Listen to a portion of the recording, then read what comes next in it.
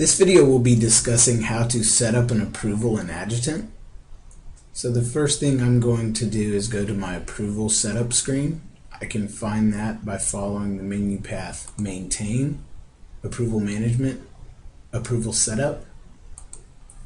Once I'm on my approval setup screen, any approvals that have already been set up will appear in the approval grid below.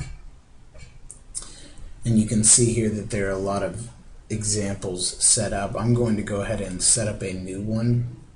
The way that I can do that is to go to my upper right hand corner of my screen and hit my Add or my New button.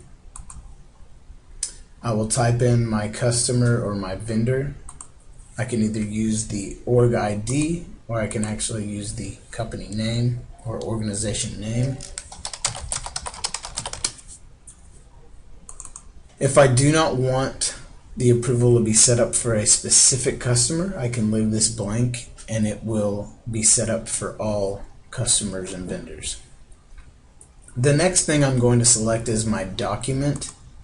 So I can set up approvals for AP invoices, sales orders, purchase orders, etc., etc. In this case, I'm going to select the sales order. Next, I'm going to choose my type. So based on the source document that I've selected, in this case sales order, I'm going to select what type of sales order that is. Next, I'm going to select the process. So for all of the different types of documents, I can select what it is that I'm approving. So if I want to set up an approval for someone to approve a transaction or source document before it is printed or shipped or sent to production, I can choose whatever process I want. And these are going to change based on the type of document that you select. In this case, I'll choose print. If I go over here to my right side, I can set up my mins and maxes. So if I want to, I can set these up based on value or on margin. You can see here that this is set up for negative 99 million to positive 99 million. And so what that means is that essentially any order that's created will have to be approved based on these values. If I wanted to, I could set up a minimum value of maybe 10,000, and that would mean that anything under 10,000 would not need to be approved based on this setup, but anything over 10,000 would need to be approved. I will use the min and max margin the same way. Right below there you will see your order field, and you will only change this order field from 1 if you're going to be using what we call tiered approvals.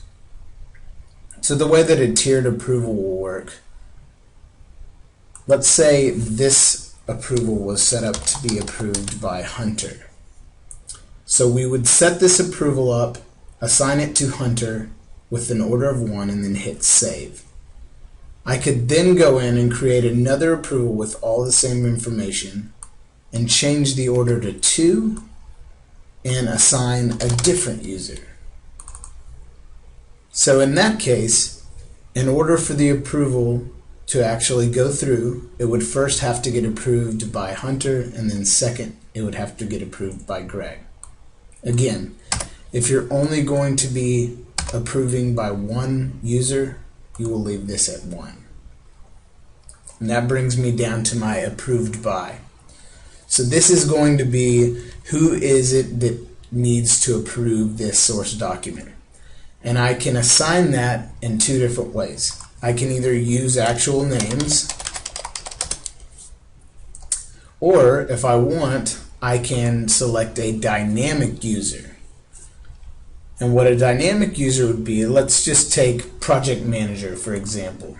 So in this case, if I wanted this approval to go through the project manager every time, what would happen is on this sales order, whatever project that is associated with the sales order, the project manager for that project would be responsible for approving the order.